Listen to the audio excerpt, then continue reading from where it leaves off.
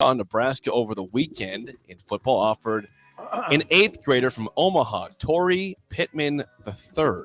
Now, we were doing some research before the show, and we're thinking about to when Lane Kiffin at Ole Miss had done some early recruiting. Pierce Clarkson, as we just did, we researched Sip, was a sixth grader that Lane Kiffin in 2017 recruited to Ole Miss. He ends up going to Louisville as a quarterback in this past year's class. Pierce Clarkson.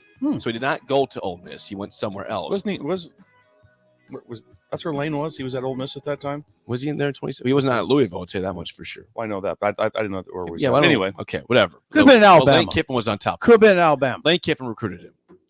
Regardless. Anyways, the question I have is, okay, that's an 8th grader. Torrey Pittman III is offered by Nebraska over the weekend out of Omaha. Bill, is there such a thing as offering a recruit too early or not in terms of a coaching and recruiting perspective? Not really. No, however, like I said, if the staff feels that that's the right move at the right time and they've done enough of their due diligence, I think I don't have any problem with it. It's not been something I'm real have been a part of very much like that, but I don't think there's any downside to it to be able to do it as long as especially if the young man's a very mature young man, and obviously he's not really a young man, he's 8th grade, but 8th grade. And so but if he can handle that himself with all the things that go with it, I think it's fine. So whatever staffs feel is the best way to get the best players on their team, that's what you're trying to get done. So I don't see any issue with it at all. Torrey Pittman attends Buffett Middle School. Yeah, Warren Buffett. Yeah, Buffett Middle School. You've heard of Warren Buffett, right? You say it's buffet. Yeah, buffet. Warren Buffett, well-known billionaire in the world. Attends It's an Omaha school. Stop. Let's see, is it Buffett? Buffet.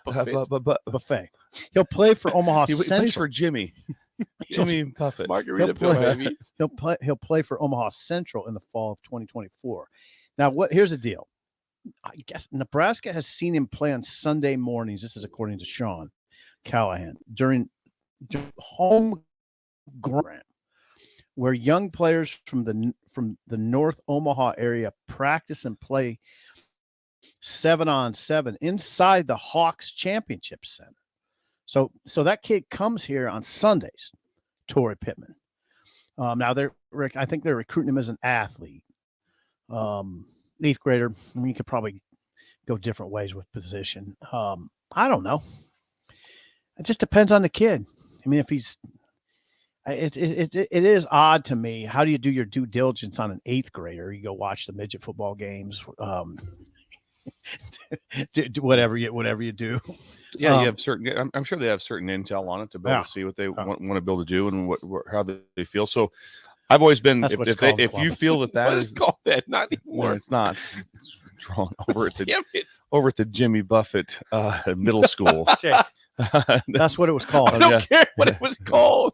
It's called midget football. It's not called it anymore. It was called midget football. So call anything Columbus. We're not doubting that. We're not.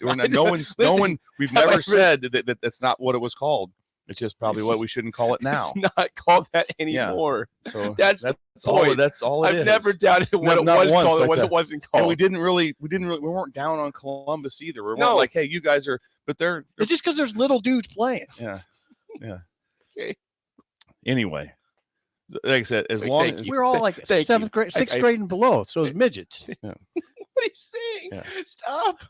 Thank you.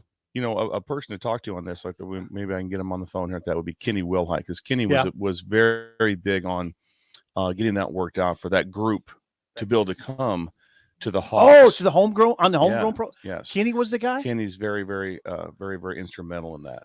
So the kids from Omaha get to come down and run around. Play 7-on-7 in the Hawks. It's a great deal, right? Yeah, that would be fun. Yeah, but Kenny did a great job at that. So he'd be one person to reach out to. Thank you. Thank you. Kenny's driving his kids to school right now, I'm sure, but hopefully if he's hearing us on the radio, get a chance to call in and talk about that. Kenny. That'd be awesome. Good morning, Kenny. Yeah. Torrey. Yeah. So watch Torrey Pittman received an offer from Matt Rule's staff. Yeah, so we talked about yesterday, committable offers in terms of when would that be committable for him? It's a good question. Yeah, that all falls within that's on the inner walls of what that is. But most likely, like they said, it in general, I'm not talking about this exact situation. In general, so if you're in University of Tennessee and you offer someone an 8th grader from Memphis, and tomorrow he calls and says, "I'm committing," you're just like, "Great, we'll take you. You're committed. You're in the class of 2000, whatever, 29, 30, whatever, that." So you're not gonna say, "Well, we're gonna hold off on that." It's like, no, it just works itself out. Yeah. So that's not like a huge deal. You have to understand that's always where one of the biggest misconceptions I've been down so many times with. If a player doesn't do his part or something's different, or you decide to make a change late in recruiting, say he's been committed to you and he's just not playing good enough in his high school, senior year, whatever it is, and you decide to be like, you know what, we're not taking you, and we're going to go a different direction. Well, everyone loses their mind. The high school coach, everyone is like this, lose their mind. Everyone lose their mind. Yet, when you talk to that same high school coach on a Tuesday, when his player flips from your school he's been committed to for 6 months to a different school the night before signing day, you know what? They just got to, go where their heart's at. Then there's nothing said about it. When they change their mind. When you get left, and then you get left, you're holding the bag. All of a sudden, you told somebody else a few days earlier, "Hey, go elsewhere because we don't have a scholarship here." And so it happens to schools all the time. They get it pulled out from underneath them.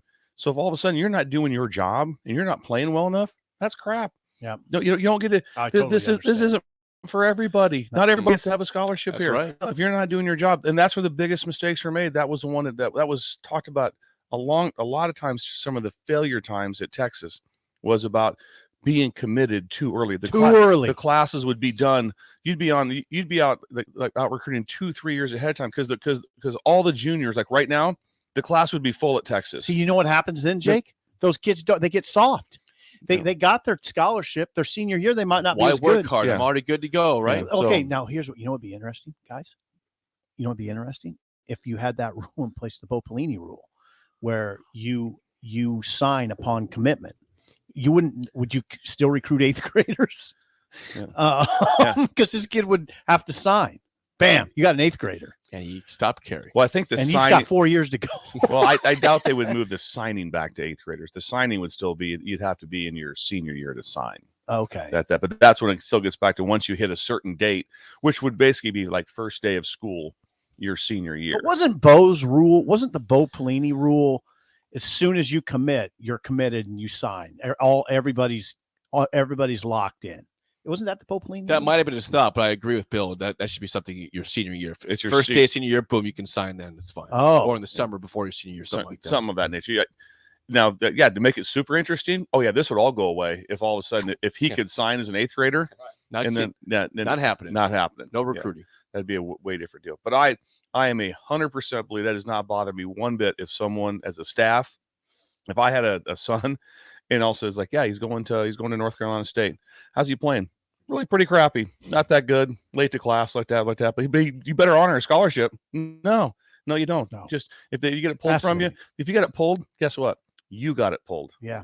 Because you didn't do your job. If you're playing the way you're supposed to be playing, then there's no issues like that. That's so you jump into that thing. You better hold up your end of the bargain, man. Yeah, it's a privilege you get a scholarship. It's not for everyone. It's just not like, hey, I'd like to go there. A hoodie's not for everyone. No, you can't wear it. It's not for you. I like it actually. Kauai? It says Kauai. It's an island in Hawaii. Remember that? I was there in January. Yeah, I like that. It has a Hawaii on there. I like it. It's a real light. It is. It is like a heavy hoodie. Who wants a heavy hoodie in Kauai? I like that actually. You just criticize it 30 seconds before. Now, did you get that free because you took the flight from Miami? No. Why'd you ask him if it was free? No. Now we're taking shots, kid. You wouldn't pay for it. That for free. Song of the day is next. Early break of the ticket.